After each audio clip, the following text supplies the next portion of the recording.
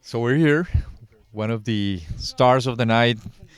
We tell, yeah, because I was just just learning more about you, Carlos, and definitely your work is incredible. It's over the years you've been working with some of the biggest names in Latin music, and right now just to know that this is happening, actually happening, this encounter, no, this meeting with all the producers, engineers that make the music that we all enjoy so much. It's really a pleasure to meet you, Oh Carlos, and man. it's wonderful that this is happening. Finally, no, the producers and No, totally. engineers. I'm thrilled to be here. I'm really humbled to be here. You know, when I got to the room and I saw so many of my peers in the room, the sort of the collected sacrifice of everyone who just really wants to work hard and make a better record. It's really humbling to do this and be here. And on top of that, I'm really proud of the Recording Academy, Naris and Laris, sort of finally coming together with this event for the first time. One of my first questions to Maureen was, why did it take so long?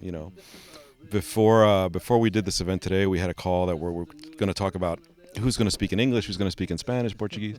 But one of the things that I think is important to really realize is that what we do transcends that language. In other words, mixing is the same in every language. The process is really the same. It's universal. It's really universal, and I think that I'm proud of my academy, Recording Academy and the Latin Recording Academy, because this is I think the perfect intersection to finally get together, really, the verdad, and through the producers and engineers. And because it's not easy to meet all these talents, you guys are talents, and because they're all over the place, all over the region, no, all over Latin Yeah. America, and I think only the Latin Grammy is the place, and this week especially where everybody wants to come here and to meet, no, to celebrate our passion for Latin music, no?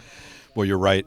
For me, one of the things that I've noticed changed in the industry a few years ago was that all of a sudden, instead of coming and recording in beautiful studios like this, we were all recording in smaller spaces or at home, sort of different kinds of environments. And one of the only places that I find that I can see my good friends that I grew up with recording is through the Recording Academy or Latin Recording Academy events. So I think that what your point is well taken. I think that really this is a place where we can all commune and share information and just sort of keep our craft alive, hopefully.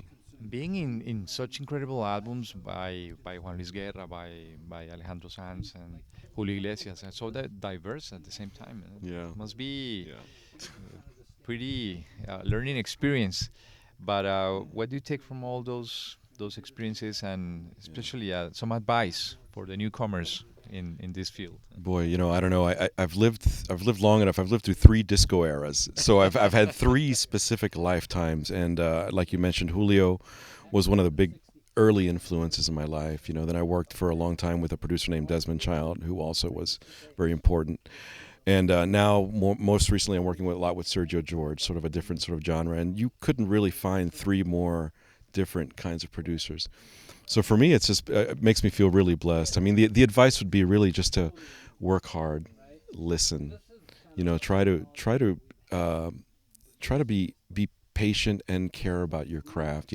For me, the most important thing that happened early on to me was that I had already been engineering for a while, and one of the producers I was working with had me mix something, and he wasn't around, so I had to take the mix to him, and he said to me, "Where's the art in this mix?" Sort of like dissing it, and it really that moment changed my life, because now I would say that not only do you have to really understand the formats and the technical aspect of it, but really care about the art And be open, no, and be open to to the it. differences.